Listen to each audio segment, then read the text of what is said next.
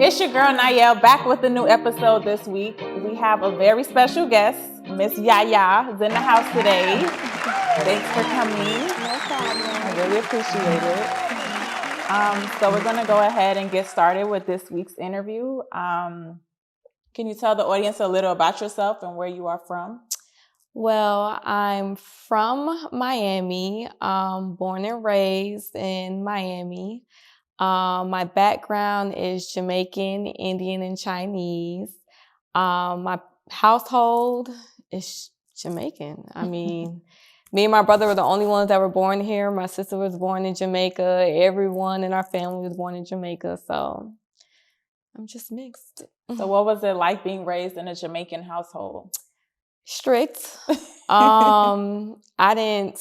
I don't know. It was different than American household. We were very strict. My parents, all they cooked was Jamaican food. I didn't get any American food. Anytime I used to go to my friend's house, I used to love eating all their food because at home, my parents would never cook American food. But mainly, it was more structured. It was very strict. And it was just a big cultural difference compared to, other people that I'd be around and things like that. So I myself am also Jamaican, Chinese, and Indian. Can you tell the audience a little about the dishes that Jamaica has or is known for? We're known for a lot of dishes. We have ackee and sawfish with breadfruit. That's what we eat for breakfast. We eat callaloo. We eat oxtail and rice and peas. I don't eat the oxtail though. Any type of food we eat. My mom is Jamaican Indian, so she always make a little Indian dish, which is she'll make dal, she'll make roti, she'll cook up sawfish. It's just a variety of food that we always cook in our household. What's your favorite? My favorite is okra and sawfish with boiled dumpling and boiled banana. That's what I love to eat. And when I used to eat meat back then, I used to love the stew peas with rice and peas. Which is, I believe, pig's tail and beef with salt beef and without the pig's tail because I still don't eat pork, but I used to take it out. But it was like salt beef with the rice and peas and white rice with a whole bunch of Scotch bonnet pepper. Okay, so you said that you grew up here. Mm-hmm. What high school did you go to? I went to Miami Norland Senior High. Ooh, one time for the Vikings. Whoop, whoop. What was it like back in high school? See, this is something that you guys may not know, but I was bad in high school. I was terrible in high school. I am not the woman I am today without everything I went through in high school. I have grown so much. I was always in trouble in high school. I was always fighting in high school. I was in the yearbook for Teacher's Worst Nightmare in high school. I was bad, but I always got my work done. I was always working. I was always hustling. High school is high school. It's way different than it was now. Way different. Even the whole school is different. The entire school, even their prom that they go to. Back then, we used to get our dresses made. We used to go to the flea market, buy jewelry. Now these kids, helicopters, red bottoms, going to prom. Rolls Royce, everything. Like, what? I think I got dropped off the prom. I don't even think I drove. Like, society has definitely changed from back then. Yeah. Did you attend college here also? I did. As soon as I graduated high school, I went to Miami-Dade for 2 years, which I graduated with my associate's degree. And then I went to FIU. And at FIU, I graduated with my bachelor's in psychology. And then I took a little break and I went on to UCF online and I did my master's in social work, but I had to take a break from that. So I'm working on it. So did you ever get to venture off into the field? Yes. So for those of you that may not know, like I was telling you earlier, that I know it seems that all I do is hair all day and I'm, back and forth traveling, but I'm actually a social worker. Okay. I work under DCF and I've been doing social work for 5 years. So that's what I've been doing during my time during the day. And I'm a dependency social worker, so I deal with children that are in foster care or in home placement. I deal with relatives, parents, anything you name it, I deal with it. So what is that experience like working as a social worker? So when I first started, it was very overwhelming because Miami-Dade has a high intake rate of abuse. So I had to learn how to leave that at work and cut it off when I get home. I had to learn how to come home and not think about what's going on at work and take care of my child and do what I have to do. I've been doing it, like I said, for 5 years, and it's overwhelming. It's not always the parents. Sometimes it's the kids. Sometimes you just get bad kids. That's just bad. And I had all ages of kids. But I think in my heart, the main kids I love working with are the teenage boys. The boys. Why is that? I feel more like they listen to me more. Okay. And I don't work with girls. I don't work with teenage girls. I would catch a case if it's a teenage girl, but they tend to listen to me more, and I could be hard on them because I'm a hard person. So I could like speak to them as harsh as I can and they'll get it. Like I could talk to them and they'll listen. And the girls want to fight. Girls, they want to fight. They calling you out your name. You ready to take your badge off, you know. So that's mainly with that. So what do you like to do when you aren't working? So when I'm not working, I always say I'm always working, because when I'm not working, I'm doing hair, I'm traveling, I'm focusing on my business, I'm taking care of my daughter, and I'm just, hanging out. I rarely hang out as much when I'm in Miami, but that's mainly, what I'm doing. I'm hustling when I'm not working. So everybody that knows Yaya knows that she is always traveling. Always. She is always traveling. What trip would you say was the most impactful on your life? Okay, so I've been to a lot of places. I've seen a lot of countries. I think the most impactful trip for me would be when I went to Indonesia. I went to Bali. And that trip was very impactful for me, like spiritually. At that time, I wasn't in the right place mentally. So when I took that trip, I didn't want it to be just fun. I wanted it to be more so spiritual. So I did a lot of things that, was able to cleanse myself, purify myself. I did a purification. I learned about their culture. I learned about Hindu religion. I learned about gurus and shamans. I learned so much when I went to Bali. What exactly was the purification process? Okay, so I did two. One of them was it was like in a pool, and it was like fountains, but each fountain meant something. Okay. So, we had to go by fountain, and we had to wash our face with the water 3 times, wash our mouth with the water 3 times. We had to dip our head under the water 3 times, and we had to move on to the next. So that was supposed to purify your body, purify any negativity, anything that happened. And then the second one was really crazy. So the driver that we had, he was a good person. I still talk to him to this day. And, he was telling me about this story with this guru. And she does, because we want to do yoga. We wanted to do meditation, everything. So he said he knows a place where we could go. So we went, he was telling me a story about this lady. And she's very young. And he was like telling me how they become gurus and how they become, high power and all this thing. So when I was with the lady and she was doing the chanting, when you meditating, which is I'm good at doing, she just kept staring at me. I was there with my cousin, a couple of friends, and she just kept looking. The whole time she kept looking and smiling, but she wasn't saying anything to me. So when it came down to me being purified, she told me and a friend of mine to go and stand up. And basically we're standing underneath her and she's chanting. And while she's chanting, she's pouring water on top of me. So at that time, they actually have a video of me. She barely was wetting my friend. It's like she was just soaking me. Like I couldn't breathe. It was like water, but like she was just pouring it, chanting, pouring it. And then when she was done, she told me to go stand to the east and face the sun and dry off.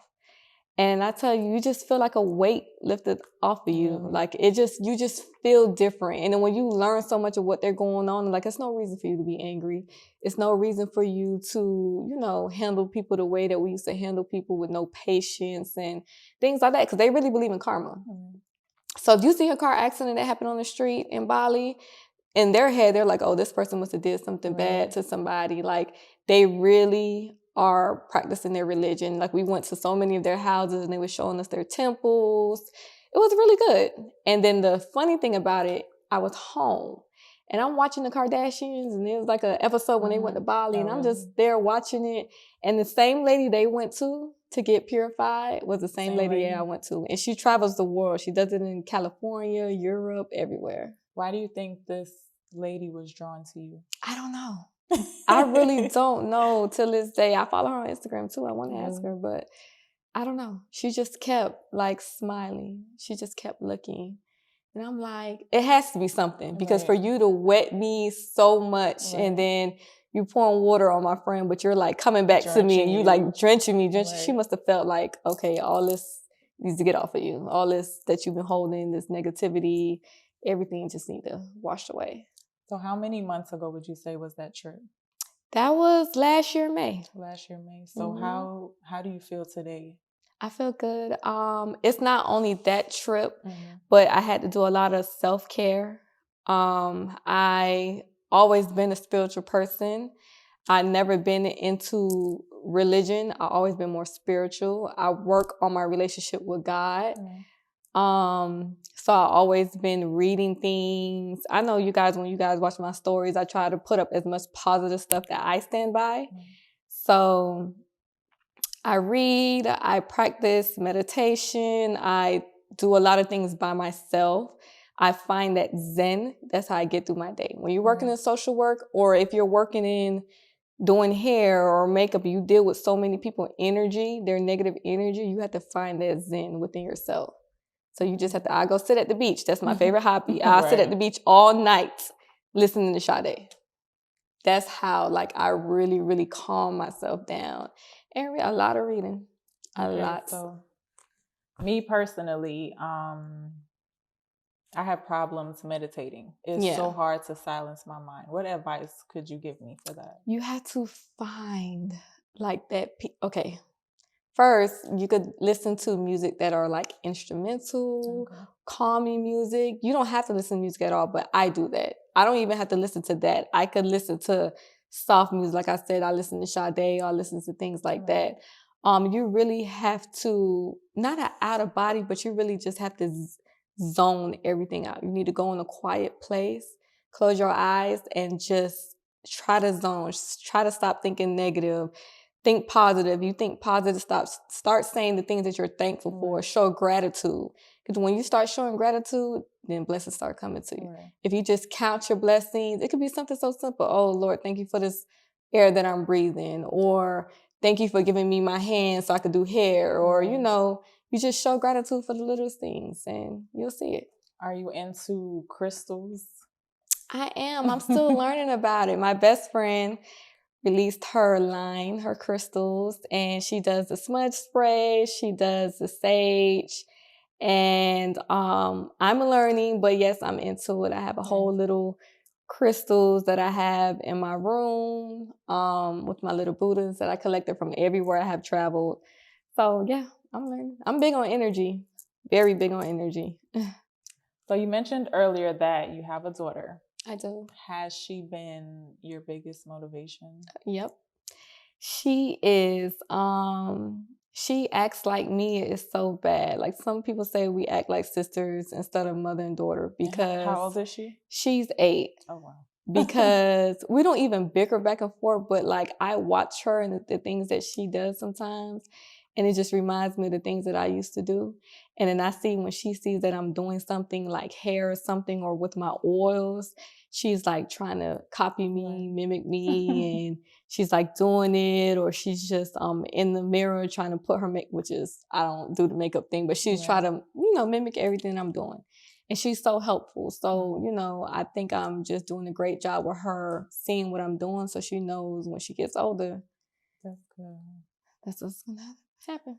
So we all know you're Jamaican and you have 50 jobs. That's right, because all Jamaicans got 7+ jobs. What inspires you, or like where does all these ideas come from? So what inspires me is my work ethic. And with that, I feel like the people that I'm around, I'm always around people that are uplifting me and that's pushing me to do things, especially my dad. He has pushed me to the woman I am now. I see the work ethic that he has, and I try to mimic that as well. And I'm just surrounded, all my best friends and all my family, my friends that are around me, they're hustlers. Like, they push me to do, and they believe in me. So, that's Are really the company you keep. Me. Yeah, it is. Funny thing is, I just found out that her dad is always at my house randomly. He is. Everyone knows him. So crazy. So looking back at your younger self, did you think that you would be the woman that you are today? No. I just told you guys how I used to act in high school. And it's so funny because every day when I see my parents, I'm like, I am so sorry for everything I have done in high school, because really, you learn, like you really learn that you really get, when you don't honor certain people, you really get bad blessings in life. So, and I have learned that. And ever since I graduated, it was like a switch went off. As soon as I graduated high school, I just turned it around. Like, I went to college, never took a break. I learned how to do hair. I started making my own hair products. I started traveling. Like, I would never would have thought like I would have been this woman that I am today. And you're proud of her. I'm so proud. I came a long way. We a long way. We all have. You mentioned earlier that you enjoy doing hair. Mm-hmm. Around what age would you say you realized that this might be my thing? So in high school, we used to practice on each other all the time. My hair was every color you could think of. My hair was cut, my hair was razored, everything. So as I got older, probably like 8-9 years ago, then I took an interest of trying to, have better hair. I learned the MBBS technique, which is micro beads braidless sewing. And what that is, that's a braidless technique. So probably like 8-9 years ago. And you never stopped? Never stopped.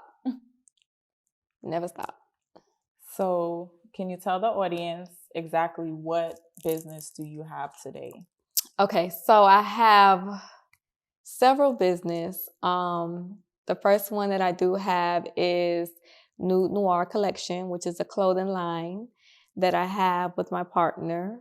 And then I have micro beads, braidless sewing. That's the technique I do, especially with her hair. Which is currently in my hair right now. So what that is, that's a braidless sewing. It's like an enhancement. It's not a full sewing. It's if you wear your natural hair already and you just want to add some thickness and some length, and you don't want to get any braids, you don't want to wear a wig, you don't want to do any of that, you want to give your hair a break from all of that, then that's where the braidless sewing come in. And then I have my Tresses Organic.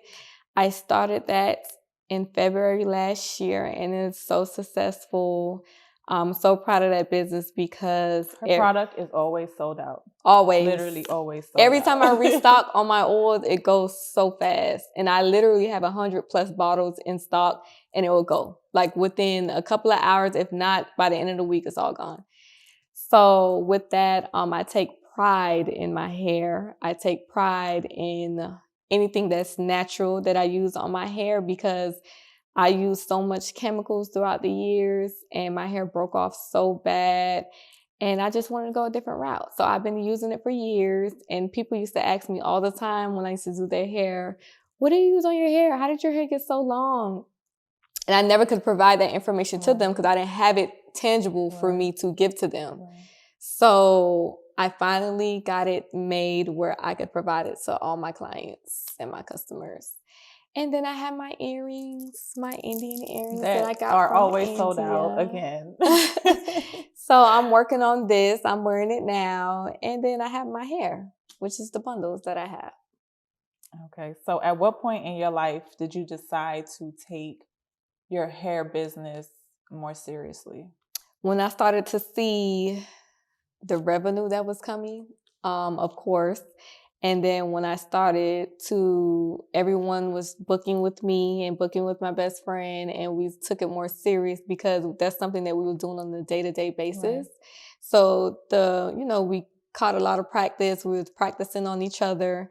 And by us doing on a day-to-day basis, we learned how to do it so fast. We'll take like 7 to 8 clients a day at that time. And it usually only take us an hour and a half just to do one person hair.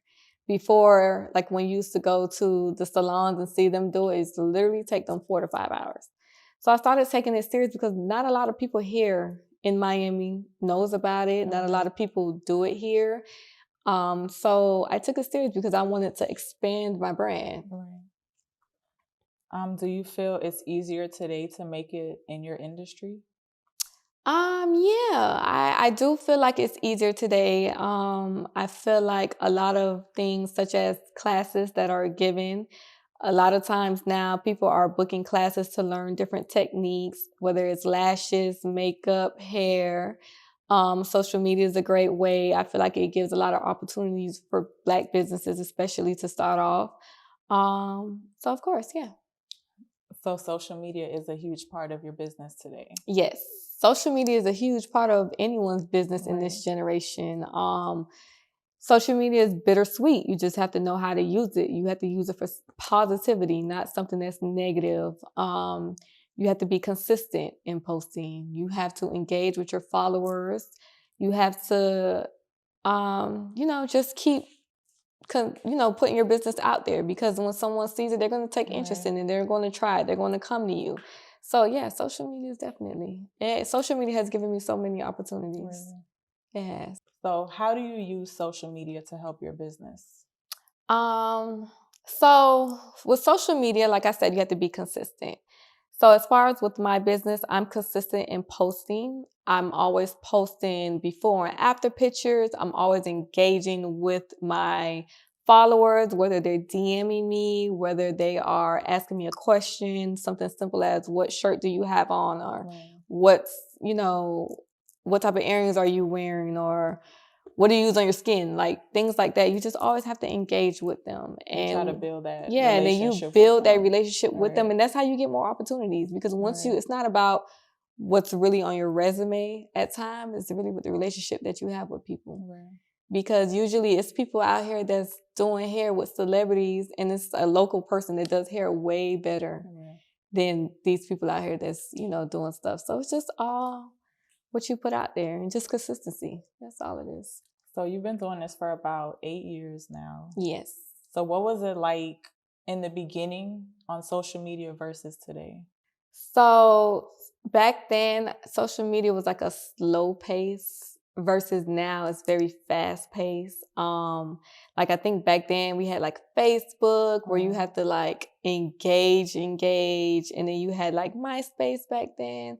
But I feel like with Instagram or Snapchat, it's like you could upload your stories, you could pay to promote on the IG, and then it'll, reach so many followers doing sponsors and things like that. So so that's really the difference. It's a fast pace, and you just have to that's how you stay tuned to what's going on. Because if it wasn't for social media, like I said, it's bittersweet. It depends what you use it for. I use it for positivity. Some people use it to bash other people, to be negative.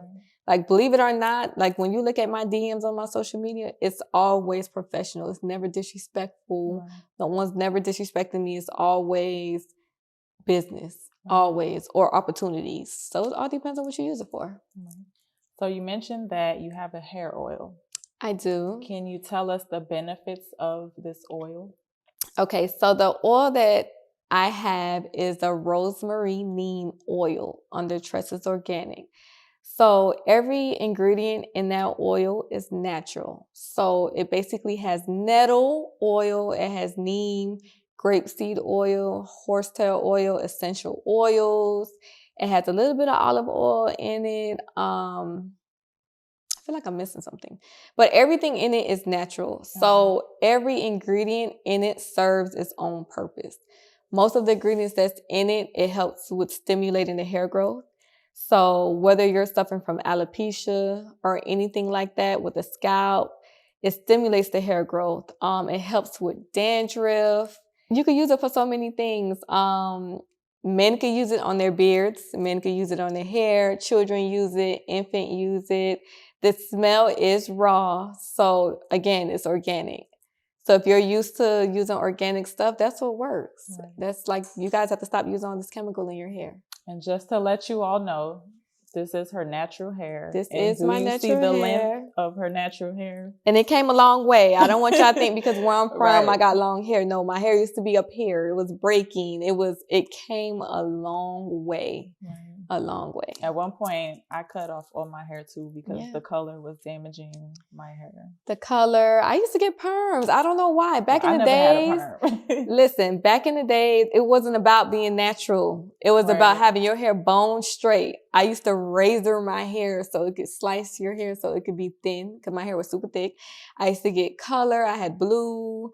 I had red. It used to break off. I had perms. I used to get my hair permed every 3 months.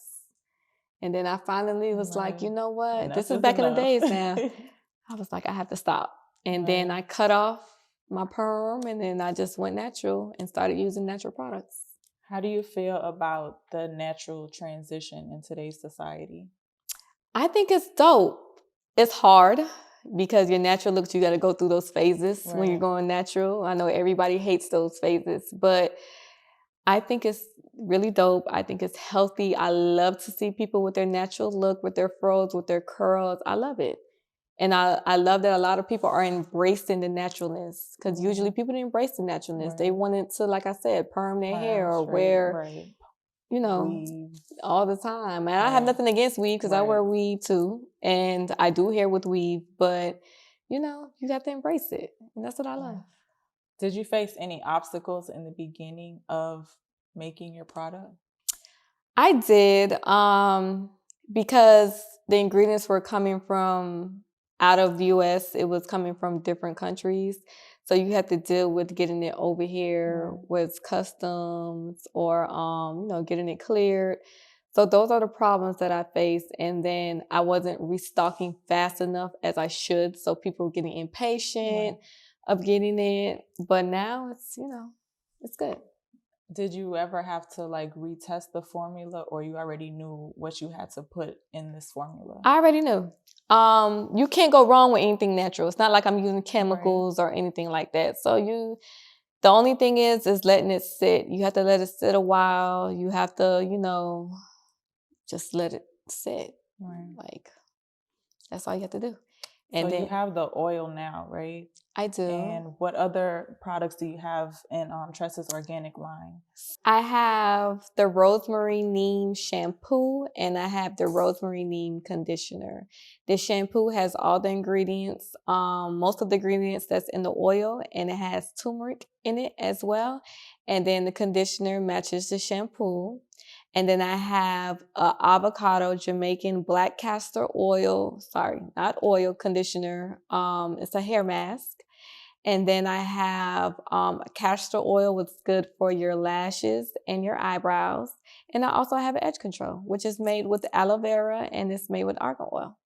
Are you working on expanding your line this year? Yes, I am. I have several products that are coming out on the Tressa's Organic. And one of them that should be out probably within a month is a hot oil treatment. Okay. Do you give your products to any influencers to help promote? So the funny thing about that, with my other business, like the clothing line, I did. But with Tressa's, as soon as I launched it, it took off. Like my first time. I believe you were out of town when you launched the company. I was, now you just made me think about this story. I was in Denver. I was on a ski trip, and I launched it when I was out of town, and we were in the mountains, and I didn't have any service. Right. And when I got service, after I got off the mountain, I got back to the lodge, I seen sold out. I sold out within an hour of all my products. And I was so happy. Like, I couldn't believe it. Like, I really could not believe it. Then I restocked again and I sold out. Then I restocked again and I sold out. And then eventually I gave 3 or 4 to influencers that, that I know that are big on hair care. So I would send it to them and have them try it out. Like, I had a girl that lives in Hawaii who's so big on hair care. She uses a lot of hair products. She does a lot of videos. And I gave one to her. People that I know in the industry, I gave one to them as well. I really didn't have to do much of that. I still do it to this day. Like, every now and then I'll send someone the oil, to have them try it out and let me know his feedback. But with tresses, I didn't have a problem doing that. Clothing, yes. Because sometimes certain outfits don't look good on us as much as look good on somebody else. And, you give it to them and then, let them wear it, let them take a picture. Right. That's how I did it. What do you think made your first launch sell out? Like I said, I think it's more so of just putting it out there. I think you have to start engaging with your followers, getting them prepared for it. Let them know something's coming. And those that kept asking what I use on my hair, I kind of already had them. Right. So once I launched it, it was easy for them to buy. You just have to pull them in, and you just have to, even on your IG or on your stories, or even when you see people, you let them know, hey, I got something coming out, or you do a video or coming soon. And I think that's really what led to me selling out. How many weeks would it take to see results from using your oil? So it depends. It depends what you're using it for. If you're using it for hair growth, within a month. You just have to be consistent. If you're using it for dandruff, dry scalp, moisture, within a week or 2 weeks. So it all depends on what do you want to use it for. So if I wanted to grow my hair fuller and longer, how often would I have to use it? So I would say at least 3 times a week. If you have a protective styling with braids, you just put it throughout your braids. If you wear wigs all the time, and I always tell people, especially my friends that wear wigs all the time, they just hydrate their hair with the oil.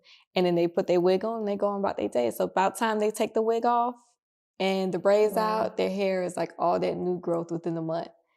So yeah, within a month. Do you use it on your daughter's hair? All the time.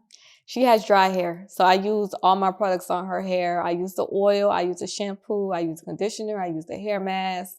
I use everything on her hair. She really has dry hair, especially for the summer. She was getting in the pool a lot, so she had chlorine damage. So I had to get that moisture back in her hair. Yep. I forgot to ask you this earlier when we were talking about social media. Do you feel as though the quality of your content is very important when selling a product? Yes. I definitely feel that way. I feel like the quality really, really, really has to be good. And you have to remember, a negative comment travels faster than a positive one. Right. So if somebody doesn't like something or somebody says something bad, you really, really have to stay professional, address it, try to offer them something in regards to it. Don't just bash them. Right. Don't ignore it. You really, really have to make up for that because it travels fast. I mean, I had people do that to me when I purchased from their business. And, you hear a negative comment faster than you hear a positive one. So that's very important.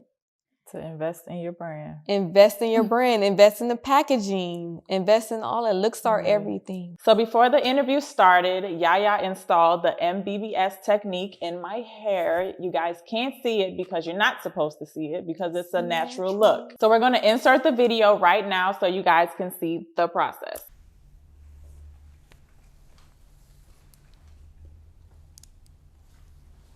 So everything that I'm taking out is what's going to give it the versatile look. Oh, okay.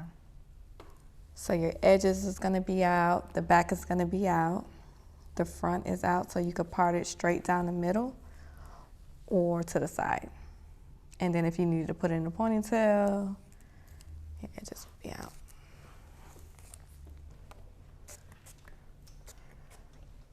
So some people keep it in. Honestly, it lasts a very long time, a month, 2 months, 3 months. Some people keep it in for just that long, or they keep it in even longer. Mm-hmm. But I always recommend with any hairstyle, not even this, but a sew-in or just anything, to never keep any style in for more than a month.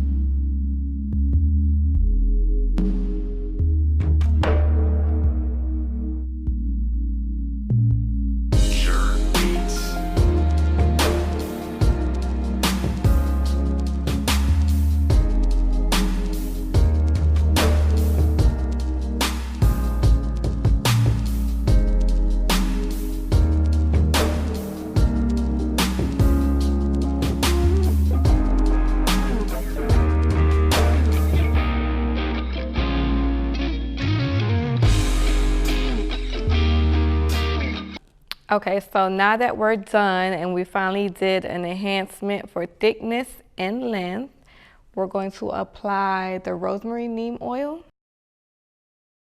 So with this oil, it's going to help her scalp stay hydrated, her hair stay hydrated, and it's going to help with the dry scalp if she has any dandruff or anything like that. So it's good to use it after you do the MBBS, and you just do it row by row. So as you can see,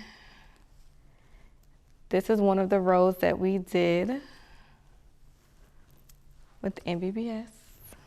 And we're just going to apply it on the scalp.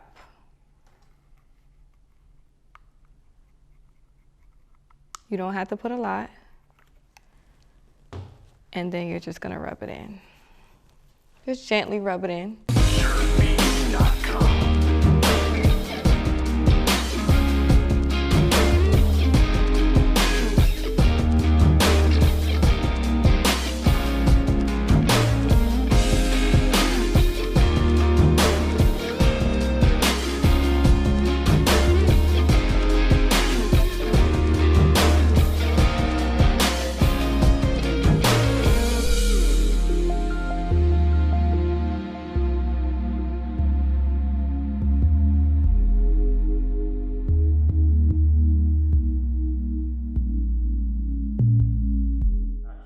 As you all can see in the video, the MBBS is a very natural technique that I highly recommend to people who just want a natural look. Like, you don't want to always, tell that you have weave in your hair. You can't really tell right now that I have weave in my hair.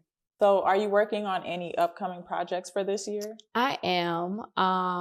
So I'm going to create a vlog. I'm going to start vlogging about me traveling to all the places I have been and the future places that I'm going. I'm also combining, I'm transitioning my old business, which was Cali Love Extensions, on the Tresses Organic. It's going to be renamed to something else because I will be providing bundles from India.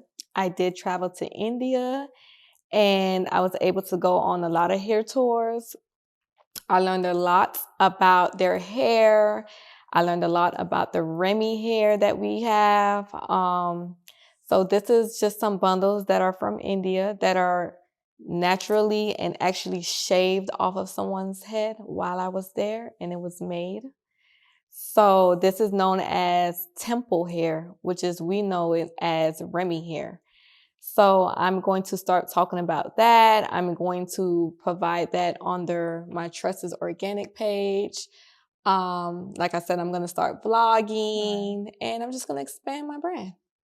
So that's raw organic hair. This is raw hair. So basically, this is called Remy hair. And for those of you that don't know what Remy means, it's basically temple hair. So what temple hair is, basically they go to the temple and they pray and they ask for something, like whether it's a baby, whether it's family, a husband, and they sacrifice their hair. So they're not cutting their hair off. They're shaving their hair from the cuticles off. So you could see the cuticles that's in the hair, and then in the factory, they're putting it on the weft and they're doing everything. It's called temple hair, like I said before.